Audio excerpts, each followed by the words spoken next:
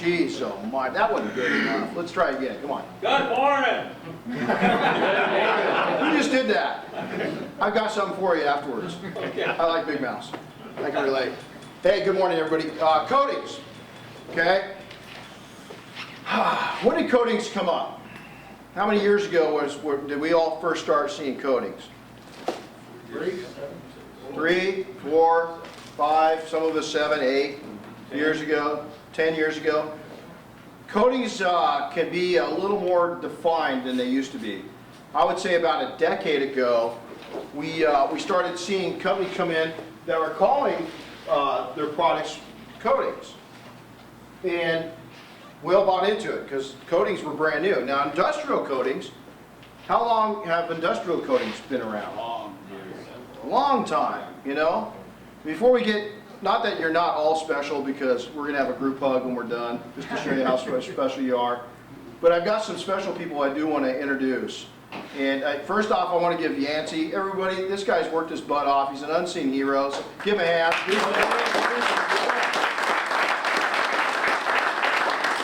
We want to take in, Larry is in attendance. He's a great guy. He's an inspirational part of our industry.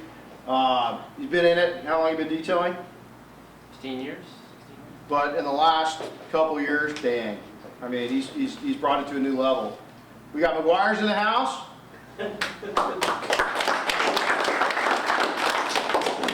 G-Tech Nick. And if there's anybody else I'm missing, you're not important. So 10 years ago, we started hearing, hey, McGuire's, how long has industrial coatings been around? What do you think? Long time, huh? Very long. So the term coatings is a big word, isn't it? It's a really big word. Kevin, how long have you been installing coatings? About 2 years now. Okay. 2 or 3 years. So before we jump into it, let me go ahead and define what I think coating, okay? There's waxes, we all know that. Mike Phillips has done a great job of educating all of us, including me, on what waxes, sealants, and then this coating word keeps coming up. Well, a decade ago, what we were calling coating was now going, a decade ago we looked at it and we viewed it as a true coating. And wow, this is different. And I could throw out all kinds of brand names and so forth. But Xylon comes to heart. And when they first came out with it, that was it was a coating. It didn't qualify as a sealant. It really didn't qualify as a wax. It was something different. It didn't come into what was the norm. Now flash forward, a decade, and you look at a product such as that, and some of the things that we thought were really high end, and you can see a line of where coatings truly are. There's still some people that are kind of bending that line a little bit and bringing it in and taking and calling something a coating that really isn't. There's some great spray-on products that are very long-lasting, but I wouldn't necessarily call them, with what we know today, a coating. Larry, what do you think? Agree. Go with that? Yeah. Question for you. Where would Teflon fit in? Teflon, in the don't use category. I mean, at this stage, I'm going to get in trouble. Bob's going to be. Teflon, I would call it more into the sealant. Jason Rose just walked in. Welcome, Jason. Teflon would probably be. I mean, there's a lot of variations for coatings. It's a big word. But if you're going to go into a DuPont product that's got Teflon in it, from my standpoint, I'm gonna put that down into the sealant category. Would you guys agree? So I'm getting a nod. They're nodding. He's mad at me because he tried to drink my coffee. It's really good. It's really good gas station coffee. So nowadays, when we look at coatings, we look at you're putting something on there that is noticeably on the surface. Now, constantly, we always talk about the money, the profits. Let's talk about some other things. This 300 number. What's that indicate? Any guesses? Money. Could be. Minimum charge. Could be. It's a movie. It's a movie, 300, yeah. But you don't want to see me in that outfit. Not a good thing, not a good thing.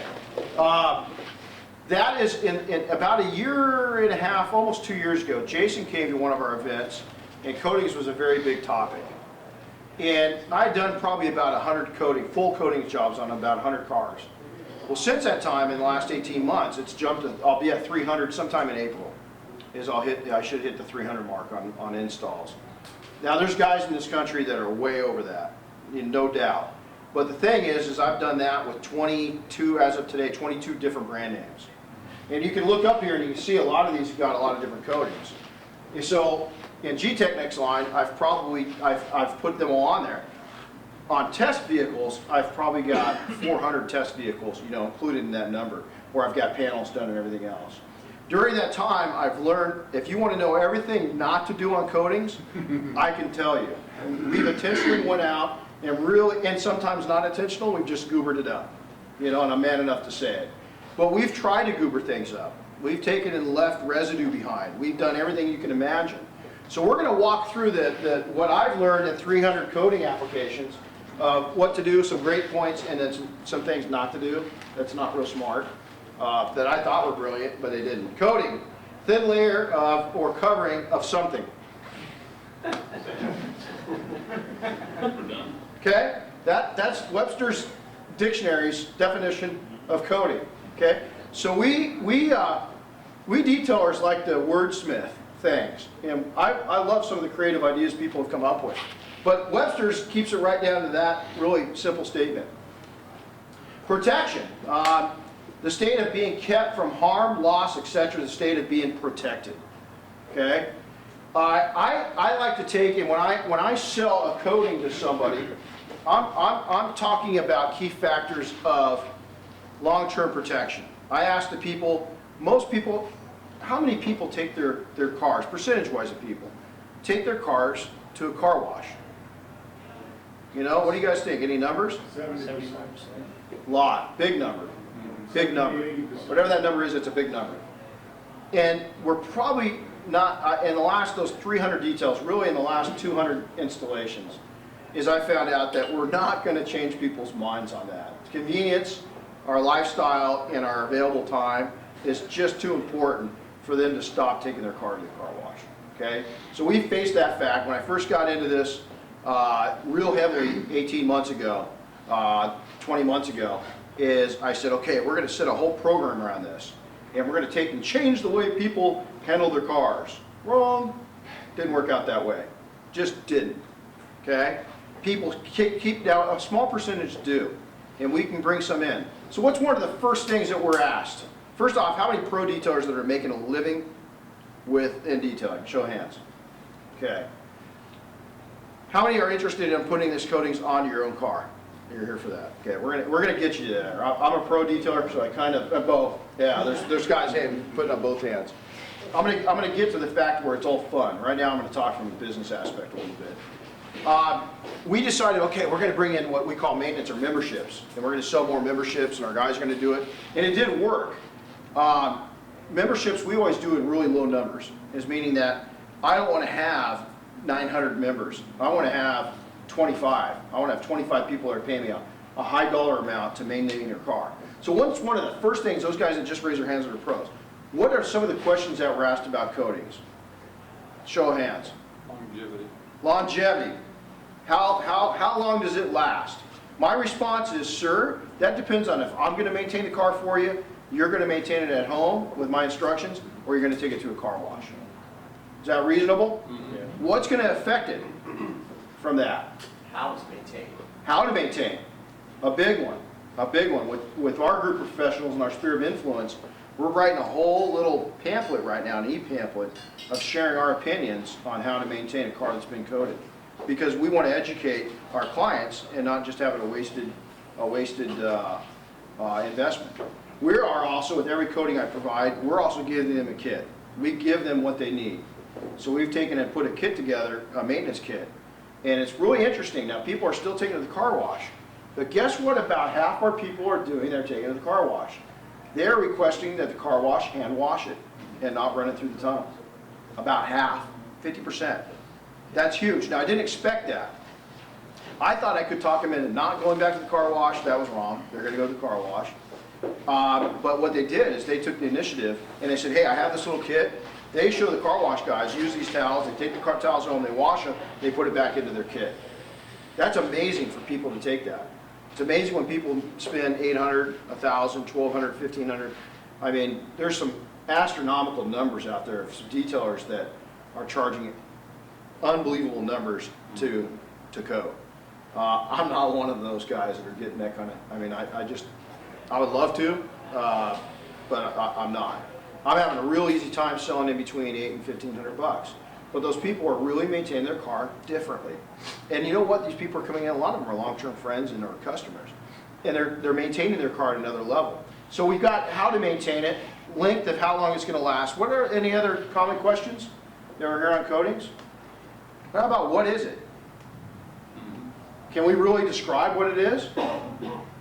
I show them. I've got a bottle that we let dry out in a plastic bottle. I broke it, and it's a popsicle stick. It's a big old piece of rock candy sitting on a popsicle stick. And I say, this is on your car. And then I said, that's one option. And then I dip this, another popsicle stick into some liquid wax or paste wax and put it down. I said, or here's the other. Which one do you think is going to last longer? We also sell it. They say, what's the benefits? So let's talk about benefits real quick. What are some of the benefits? What do you guys think of value? I don't like selling coatings on the fact that you're never going to have to take and touch your car again. I mean, I think that's false pretense, because they're going to have to. So my decision is I sell it as, this is an artificial clear coat. It's going to take all the hits. We're going to be able to correct what's on top of it. It's going to slow some damage from being done. And then we can take and correct it, reapply if necessary, and your original clear coat is still in great shape. I got a true story, and I wish I would have put the pictures up, but I've got a video that's online if you go and you can see it. It's a Mustang Boss 302, and we coated it. I coated it about a year ago. We did about a 45-hour paint correction. It's a 2013, and we coated it. And Dan, he's my mechanic, and he backed into the wall of his garage, and he took the whole back rear quarter panel out and he scraped it all the way down the side. He put one big dent in it, scraped it. He came in and it's just scraped to heck, right? And it's really bad. And we took and I cleaned it up, we sanded it, and guess what? You couldn't see that scratch. A little bit got down into the original clear, but very, very little. And we were able to sand it out, reapply, and save them from going to the body shop. That was my first experience with some moderate to damage. And I didn't think, I really underestimated how much protection that coating's putting down. Now it did get down into the clear a little bit, and if you get real close, we got it to probably about 90%. But he was counting on going to the body shop, and he didn't have to go. He comes back, and he had done the same thing in his truck. And it was uncoated. I couldn't save it. It was night and day difference. So you know what we did? You guys ever go to the hospital and they got in the corner? They got those big mirrors that are sitting up there. Right. Is my wife found one at a garage sale, and so I hung it on his passenger mirror. And I said, you know, we're thinking that your right side of your car is a problem for you, so we got you this new backup mirror. And I'm not kidding. It's this big. You know, it's this big. So uncoated and coated, and the video's there. You guys can see it. Is go to our YouTube channel and pull it up on Auto Detailing TV. I couldn't believe it. Okay, I was already sold on coatings. I like the profitability coatings, but that protection value, I didn't count on it being that durable. Now you got to close your ears for a second, G-Tech man. Okay, close them. Okay, what coatings are the best? You want me to tell you? We just studied. We've got we'll have 30 coatings in testing by the end of April. You want to hear which one's the best? I'm going to use a term that Mike Phillips uses. Which one do you like the best? Closest to your hand. Yeah, closest to your hand. Honestly, there's about 5 really, really, really good coatings lines that are out there that I'm very dedicated to. You know, I think that they've done a great job. There's a lot of other ones that are secondary that are really good for do-it-yourselfers, a little easier to use. And then there's some that I just wouldn't prefer, but there's a lot of people who work on them. In this particular case, the product that was on there was Optico Pro. And I'd taken and put it on there as a test. That side of the Mustang had Optico Pro. The other side had G-Technic C1 and EXO over the top of it. The protection value, I think, with C1 and EXO, had that side been hit, probably would have been very like results, very close to it. But as soon as that happened, was I sold? Was the owner sold? He spent, that one, the paint correction, everything else was $1,500 on that Mustang. Just the outside, and then the coat, the carpets, and the leather. In that nanosecond, he brought his truck back over, he had the damage fixed, and we did an $1,800 job to his F-250. We're doing his wife's new Subaru in 2 weeks. So you think he's a fan? Oh, yeah. He's a huge fan. So then he brings it by, like we do his truck a few weeks ago and it snows. And I'm there on a Saturday morning, I'm just cleaning the shop up, and he goes, you gotta come out and look at my truck. And I go, oh God, you hit it again, you know? Dan's probably watching. Oh no, I'm not gonna mention his company name. So I walked out there and there's a truck, you know? And he goes, look. And I went, okay, what am I looking at? He goes, it's snowing, and look how there's nothing on it, and there's no dirt. Watch. And he blows the droplets of water. And he goes, that's cool. And I was like, dude, you got it worse than I do. I mean, dang, that is just crazy that he was that embedded with it. But that's what we're calling in our group Morse code. It's Car Guy Morse code. He has sent us, as of this month, we'll have at the end of the week, I only detail part-time. I mainly test and do this so I can share with all of you. We're going to do about $4,000 this month in correction and coatings, part-time. And we're in a little town. Our town's got, wealth is from nothing to pretty high, okay? So it's probably, I wouldn't call it average America, but there's nothing special about our town. And we're doing okay with zero advertising. I haven't spent a dime. It's just Car Guy Morse code. They're sending the message out. I'm pinging people, and they're pinging back and coming in. It's a great opportunity. So protection, I sell coatings off of protection. What is the best? We already talked about that, Mike Phillips' philosophy. There's a lot of good coatings out there. We're going to be putting a report out here very shortly. We've also got an invite out to some of the top coatings suppliers to do a webinar with us. We're going to make that a public event. Where you come in and we're going to take pre-questions from the entire industry, and then we're going to pick probably like 5 of the most common, most important, and we're just going to have the panel answer those. It's not going to be a sound off of which is the best product. It's going to be about educating you and the general public, and we're going to record that. Think way out of the box. We are at ground zero within coatings. It's alarming. Right now, there's 3 new Asian coatings that 2 are going to hit. They're going to be a SEMA this year. 2 brand new, never been there before. One's in the really, really beta stage. They're going to go to SEMA and hang out, but they're not going to. That's the ones I know about. And Jason Rose told us a 1.5 years ago, there's going to be a tidal wave. It's a tsunami coming in. It's just absolutely massive, the influx that's coming in. That's both good and bad. We get better products, we get more competition. But with that, I think there's some watered down versions coming in. You got to be really careful of what you select. How many of them are in the nano category? Nano category, most, a lot, and it just depends. I mean, there's some rubberized coatings. That's a new term, That's something that you're going to see more and more of. I really thought that it would go a different direction other than rubberized, but that's getting to be more and more of a buzzword, and so we're seeing that. Early signs of that, some of them I like and some of them, I don't. It's like anything, but you're going to be hearing that more and more. So let's go ahead and let's talk about selling. From this point right here, it's just a little gathering, and we want to get up here and start installing. Selling, don't always under-promise and over-deliver. Does that make sense? Mm-hmm. There's too many people that are taking and they're selling coatings as the next coming of Christ. And it's a great product, and it's a great way to market your company, and it's a great way to profitize within your company. For those of you that are here to put it on your own cars, I don't own a car anymore that isn't coated. Everything I own is 100% coated. There is a learning curve. I'm going to talk about some practicalities of coating, okay? One of the biggest things that we've learned is from going out and working with detailers, both within our group and the general population, is people are not prepping the car right. Is the paint correction is everything. Is that if you're not an artist and you're not correcting, whatever you put underneath it, especially if you're using something that's durable, like OptiCoat, like G-Technique, like C-Quartz, I mean, I can keep going on and on and on with the names. But if you put something down over the top of something that's not right, good luck. You're stuck. Good luck. Now, some of the lighter coatings you can abrade off with polishes and compounds.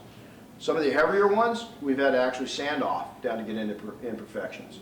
The better you are at installing coatings, the better it's going to adhere, and the better your prep is, the better it's going to adhere. So if you're really good at installing coatings and you leave something underneath it, good luck.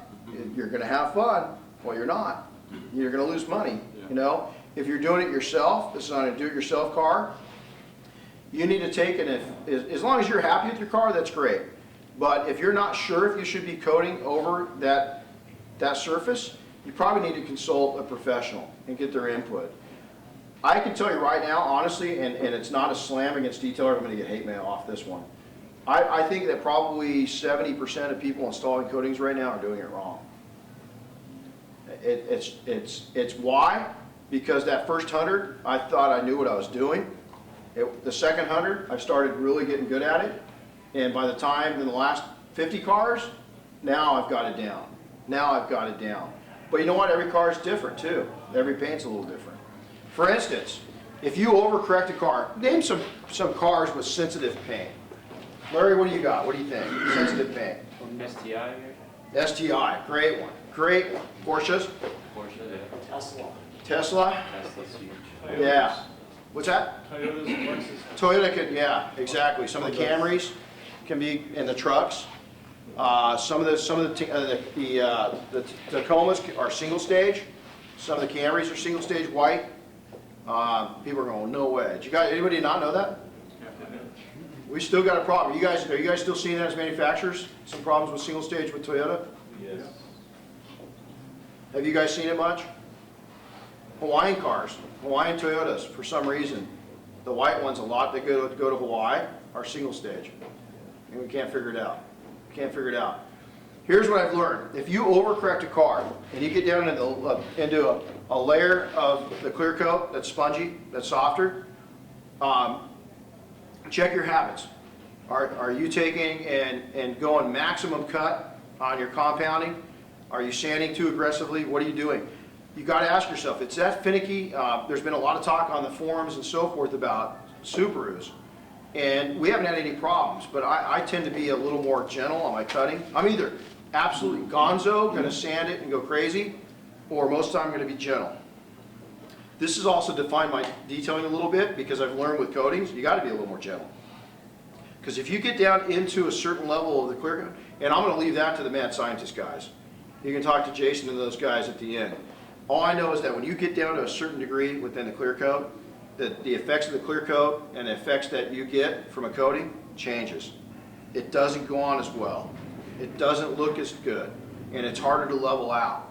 It's not a coating problem, it's a correction problem. You've got to watch what you're doing. So if you're correcting something and going to coat it, don't go crazy on it. Do some test spots, go as light of abrasive and as soft as touch as possible, and back your way back out. Does that make sense? So you guys are do-it-yourselfers. What that means is that do a test spot. If you can get away with using a polish and a lighter pad, do it. You don't have to go straight to wool. Pros the same way. We're making money. Time is money. We want to get it down. Bam, bam, bam, bam. Coatings, you got to slow your pace down. Okay? The second thing that we notice is on coatings is people, once they get all of the car done and it's corrected, let's say you're going to do a two-stage. You're going to compound it with the new age compounds, and then you're going to polish it out from there, is that we have found out that it's better that in between each stage, instead of waiting at the very end to IPA it in between each step. Clean it up in between each step. The next biggest thing is that when you're completely done, before you coat, you got to think out of the box, and the fact that all those little nooks and crannies that collect stuff have to be cleaned before you coat. Because if you take it out and go, oh, I gotta clean this up, you got fresh coating on that thing. You can't be doing nothing around that car for a little while. And now your reputation is at risk. And you know what, if you're not a pro, if you're a do-it-yourselfer, your reputation with your friends, you don't want to take your car to a show and them laughing at you. You know, come on, that's embarrassing. You know, I've got a 67, my wife and I have a 67 Chevelle. And I detail, it's like the shoe cobbler. You know, his kids' soles have holes in them, you know. My cars, there's times I can't. Usually my cars are spotless. But in the busy summer months, my Chevelle is not absolutely pristine. If I have a thumbprint on that car, my car guys are just ragging on me. So the car you car guys are brutal, you know. They are. You know, I think I'm bad as a professional. Geez, you car guys are nuts. So your prep is going to be everything, getting it ready for that. The other thing that you got to be careful of is the wipes. There's a lot of so yeah, there's all the different manufacturers have wipes. I'm going to share my opinion is that I'm sticking with IPA. I think it's a safer route for right now. I'm not saying that there's bad wipes out there. I'm just saying that's my preference, is that I go with the IPA. In the event that you're not real skilled on coatings, I would follow the rules. You know, I'm breaking them. There's a saying, I've got it, it's Picasso said it, that learn the rules like a pro so you can break them like an artist. And so you want to take it, if you're new to it, follow the instructions. Anybody that's in manufacturing, big time, right? It's there for a reason. Once you get down, you'll learn what you can and can't do, once you get the system down. But until then, follow what they've got. The other thing, how many classic car owners? How many guys that work on classic cars or you own a classic car? If you're going to coat a classic car, I strongly suggest that before you go through and coat the whole thing, is that you're going to take and test the spot. I do this whether I'm compounding it, polishing it, anything. I want to see how that paint reacts to a product. So I'm going to take and usually go down to the lower back end behind the tire, and I'm going to test a little area and just see how it interacts. Just a little bit. Tell you a story about a year and a half, 2 years ago. We've got a really challenged repaint and pollen in our shop, and the painter really messed it up. It was just a nightmare, the paint job, and we tried to bail him out. So we block sanded the whole thing back down, and we're bringing it back out. And we're going to try to coat it just to enhance the gloss a little bit. And I was in a hurry, I knew better, we had cars backed up, this was a favor, and I sprayed some IPA on it, and the whole paint went and just crazed. It just crazed, and I mean, I just shrunk up. I didn't know what to do. And so we were able to fix it, we had to sand it out. Well, boy, that was a lesson learned, that I broke my own rule. I didn't test it on the paint before I did it. And I should have known better, because this paint was already challenged as it is. Now, note too, if you get into a repaint and it's got issues, the issues you see are only part of the story. If you see something that's got a lot of dirt in it and a lot of problems, there's other problems that you don't know about yet. And you could definitely find out about it. Okay? So that's just a note there. So always test the whole line on a little section first, even the coating, as we go through.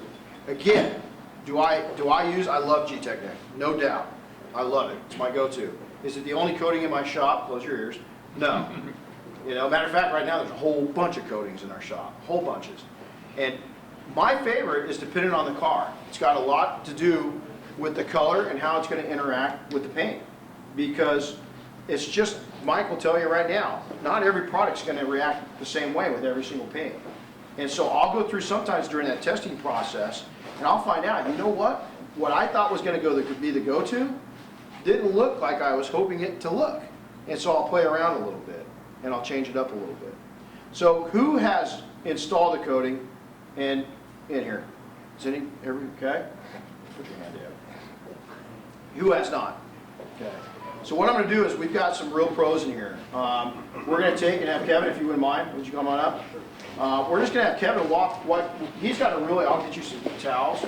Mike, are those towels, are we able to use Those are those? clean, yeah. Those are clean? And the cabinet over there is full of them. And the reason why I brought Kevin in is this is what he does for a living, is he teaches for G-Technic. And I thought it'd be nice since he was here, for you guys to see an actual factory rep that is been trained and taken in installing these coatings, so. Okay. You're up. Well, the way that I teach it, the mistakes that I see the most are people either rush through it too quickly, they don't give themselves enough time, they don't understand exactly how to apply it. The number one mistake that I see the most is they take the exact same theories behind applying like a wax or a traditional paint sealant and they try to apply it to the coatings itself, okay? I know there's a lot of mystique around coatings right now about how it's difficult and you can really screw up the car. It's not true, it's just different. If you take the same knowledge of what you've been doing before and apply it to something new, the chances are going to be much greater that something's going to go wrong. So the way that I teach it is basically a way of stepping through the process where it's going to break those habits, it's going to force you to slow down, it's going to force you to think about what you're doing. And if you follow the steps in the way that I teach it, you're going to end up with professional results relatively quickly. The other thing that I say is this isn't the way to do it. This is just a way. I find it works well with people that are new to the coating, that are new to coatings, because again, as I said, it's going to break those old habits and it's going to force you to really think about what you're doing in a different way from what you've been doing in the past. Okay, so we'll take, first of all, we're going to clean the area. And prepping. Is there a concentration of IPA that works the best? I would do 50-50. This is 50-50 off of what? 50-50 off 70% IPA. Oh, okay. And I do tend to, on the weak side, 10%, on the strong side, 25%. So it's just, there's a difference in opinion. Okay. Mike, what do you usually use for? I wrote an article on this. Before I wrote an article, I asked some chemists and some paint manufacturers what they recommended. And I think I even picked Jason Rose's brain on that article. And everybody said that a good safe range would be just 20% lower, just, average. So Okay. the biggest thing is you don't want to cause the paint to swell, and you don't need to do overkill. Right. And the problem is there's 3 different dilution ratios you can purchase. And on the internet, guys always say, we use a 50% dilution. Well, then the question came up, well, what? Of what? You can buy 91%, 50%, and 70%. So if you ever want to know, I have a really well-written article that breaks down all the dilutions for no matter what you buy. Hey, Mike, all of your articles are well written. but just 20%, 20% is pretty good. Guys are like this, if a little's good, more is better. So really wants to use a really strong solution. Make sure that paint's completely oil and wax and grease free. And if that's how you think and that's how you work, then that's what you do. But Hey, Joe, grab that. You got a freckle right there. Yeah. I mean, even with our panel wipe, I'll cut that 50-50 with distilled water or dry water or something like that. The prep is also a part where a lot of people kind of, drop the ball. They think it's just a real quick, kind of wipe down, just kind of get the surface dirt off. But as, Renny said, you want to get all of that residue off. You want to get all the polish and all the compounds out from between the seams. You want to get all those oils off, so I always recommend going around the car twice and make sure that you're doing it slow. Don't rush this step because that's how you're going to get the adhesion. You want to make sure that it's all prepped properly. All right? So for our product, for the C1, this is exactly how I teach how to do it. Okay, I'm going to take my applicator, and the first thing I want to do is I want to take the product and spread it out so it's on the whole panel, just like this. And I'm not putting any pressure. I'm just going very light across the panel. And then I'm going to take very deliberate motions just like this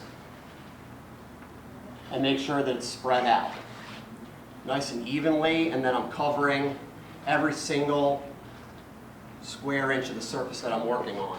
Okay?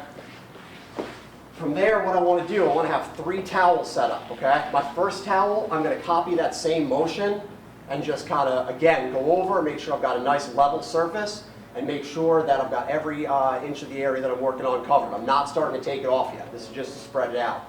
My second towel, this is where I'm going to start to take off the excess product. Okay, I'm going to go over, This you can do just like you would take off a wax or a sealant. You can use circular motion, whatever you're comfortable with.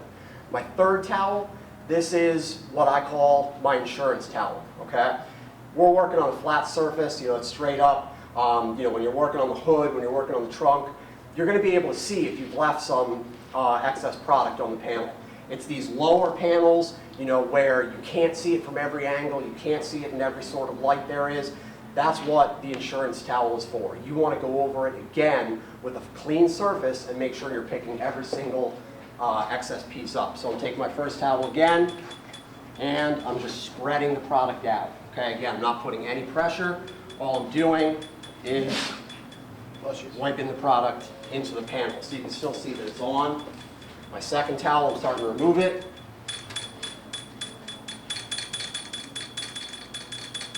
Okay, I'm moving a little bit faster because I do want to break down some of the residue that's starting to form up.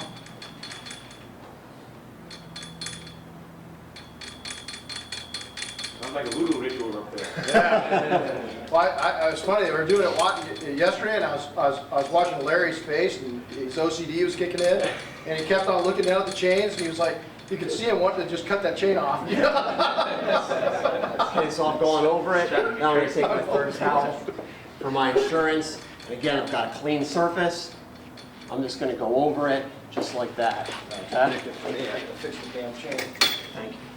There's no dry time on G1? No, I mean, if I was doing a car, if I was doing a whole sedan like this, what I would do is I would set up a table or a surface, just like this at the front of the car, and every time I pick up a towel, I'm not holding on to them, okay? I've got them laid out just like this, and I'm walking back, getting the towel again. I'm slowing myself down, I'm thinking about it differently, I'm giving the coating time to bond with the surface, I'm making sure that I'm going over it, and taking off all the excess product, and ending up with the surfaces really covered really well, and I'm not leaving any excess product. Yes. How big of an area do you start with on a vehicle? Usually with the C1 product, it really depends on the coating. Some of them flash a lot quicker than other ones do, so certainly get used to it first, like see how quickly it flashes. With the C1, to start, I recommend for the larger panels, like the hood, I would say do half the panel, front bumper, do half the front bumper. Once you get to some of the smaller panels, you can probably do the whole panel when you're doing it, okay? But that's with the C1. That's not scripture for all the coatings. EXO is one of the other coatings.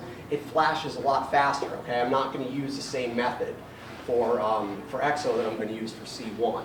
So you really have to kind of talk to the manufacturer and make sure that they're giving you the correct information about how to apply it, and take your time to see what works for you. Again, what I just showed you here, this isn't even necessarily how I would do it, but as with Renny, I've done to the point where I can't even really count how many I've done anymore. So I know how the product reacts, I know how it flashes, but this is how I started, and this is how I recommend other people start.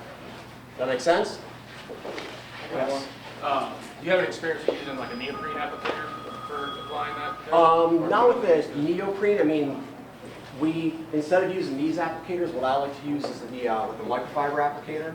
Unfortunately, no, I don't have any experience with the neoprene. I just use the microfiber because it works, and why change what works.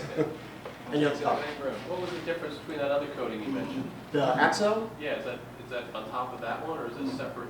Yes, for right now, our top level of protection that we offer, if we're going to go for the total level of protection, we're going to do the C1, and that's what I call our durability coating. That's what's going to go on. That's what I'm going to give the time to cure, and that's going to cure on the car harder than the clear coat itself. Okay. Once that's cured, I'm going to go to our EXO, which is a lot more hydrophobic. Okay. The EXO is the coating that's going to, when you see videos of G-Technic coatings, the EXO is the product that makes the water look like it's just jumping off the paint, okay? But it's not as durable, okay? So the combination of the C1 and the EXO is going to make damaging the paint a lot more difficult, and it's going to make stuff sticking to the paint a lot more difficult, which makes maintenance not absolutely unnecessary, as Renny started off with. It still needs to be maintained, okay? But it just becomes a lot easier. For any of my own personal customers that have the coatings on the car, to wash it, basically what I do is I'll foam it up, let the foam sit for about 5 minutes or so, and pressure wash it off, and then I have a Black & Decker leaf blower that I dry it off with, and I don't have to touch the car, okay? If it's a little bit more heavily soiled up, like especially up in New England where we have the winter with salt and dirt and everything, you know, I may have to, on some of the lower panels, I may have to use some friction and use a sponge to wipe it off, but again, I don't have to spend as much time going over every single surface of the car. So it just, the combination of the two makes it a lot easier to maintain, and I don't have to consistently maintain it and keep it clean and immediately take care of stuff. It gives me the option of making sure I can wash it properly rather than having to wash it, you know, as soon as the snow or rain or whatever So stuff. some clients want one or the other, or, I mean, both? Or is it, you really do You can both? certainly do both if you want. You know, with the seat, or you can certainly do one or the other if you want. Again, for our top level, you know, I would recommend doing them both. You know, if somebody just wants one, I'd probably recommend going with EXO because that's going to give them, you know, the wow factor. Okay, that's going to give them the slickness, the depth of the paint, and the water just, you know, shooting off. But, you know, as I said, the EXO doesn't have the same level of durability and the same longevity. Now, are both of those offered as me being a, you know, Yes, absolutely. versus a professional detailer? Yes, our professional product is coming out soon, at the end of the month. And that would be offered to a professional detailer? Exactly. Oh, okay. So I'm going to show you just a variance of what a different application technique. I've seen some guys online that are putting on in a really different format. It's not wrong or right, it's different. It's their way. One of the things that I'm really critical about is that when I wipe down with either panel wipe or IPA, let it outgas. Let it sit there for 15-20 minutes and dry its way out of the surface before you put a coating on. A lot of people, I think the mistake they're getting is they're getting a real uneven look is because I think they're IPA in it and going right to coating. So when I take and go to coating, I'm going to let it completely evaporate out. Now this is really far-fetched. You know how baseball players, anybody play sports in high school? I had a t-shirt I wore from my freshman year in high school to my senior year in college. And it came up to here by my senior year in college, but I had to wear that Mickey Mouse shirt underneath my pads because it was good luck. Okay? I don't like to have a lot of liquid. So if I go and wash the car, I blow dry it off, I wipe it down with IPA, I let it sit even longer if I put water on it. I don't want to have any chance of contaminating this paint. Make sense? So can you see where the prep is a big part of that? So I just went ahead and IPA'd this. Now what I'm going to do is we're just using some C-quartz right now. Is my first application, I'm going a little more product than I need to do. Okay? So I'm going to go ahead and even. The other thing is if you're watching anybody, you know that I've got a saying with gloves. I'm a glove friend or you're a glove freak. If it's on you, it's in you. Okay? I do not like to touch anything. If you're working on nasty interiors of cars and you're not gloving up, I ain't going to your house for dinner. You know? So now a little different variation. Again, no wrong or right. What I'm going to do is I'm going to come through, and you can hear it squeaking a little bit. I'm going to come through, and anybody, you guys can jump up here if you want to at this point. Come on up. I'm going to come through and just an overlapping. Now let's say for a second it's a nice hot Florida day. I might only go that far. Okay, so it's starting to flash a little bit. I'm going to go ahead because I like it nice and thick. I'm going to put it right back on there a little bit. Okay, I'm going to even it out. I'm going to even my strokes. Now, I round it off and I'm really good about parameters. Kevin showed me this. I'm going to give credit where credit's due. I've adapted his 3-tile method. What we've done is gone to a color coding. Okay, so our black towels are always towel number 1. And the reason why they're towel number 1 is because when we're done with the application, we throw it away. So same thing that Kevin does, just a little different, is I put it all the way across it, and I'm going to smear it just a little bit. I'm going to let it sit just a little bit longer. Okay? Like Kevin, I don't like to contaminate my towel, so I'm going to let it just flash a little bit more. All I did was take and spread that out a little bit. Okay? So now my towel 2 is I'm going to come through with a little more force. Now you can see I'm leaving my line. That's my box line. Okay? I'm boxing it because I want to know to see how far I got to come over next time. Make sense? So there's now towel number 2. My last towel, towel 3, has got to be a short nap both sides. Okay, I've learned the hard way. Don't go if you don't understand the nap. See how long and fluffy that is, short nap? We go with the towel that's short nap both sides. That way you can flip it over and you get 8 sides to a towel. Okay? I'm cheap. And so I come through my third towel. This is to perfection. Notice how I'm spreading my hand out, equal pressure, and I'm not doing short throw rubs. I'm doing long, smooth, creating less friction rubs. Okay? That makes sense? I'm going to take, and from this angle, I am going to look at every single angle on this car, on this panel, and make sure before I move on, I'm good. Who has never installed a coating before? That's right here. Okay? We're going to take and we're going to have you, I only have time for one, right? Yep, time for one person. Okay, let's do 2. So you do about half this. You're going to overlap about this far into this section. See how I came here? I'm going to overlap into this section. And what I do is instead of nice long strokes like that, I'm going to do opposite when I'm putting it on. I'm going to go a little, see how I'm getting it nice and even here? And see if you go too light, watch. You'll skip. You got to have enough downward pressure on to where it levels out the sponge.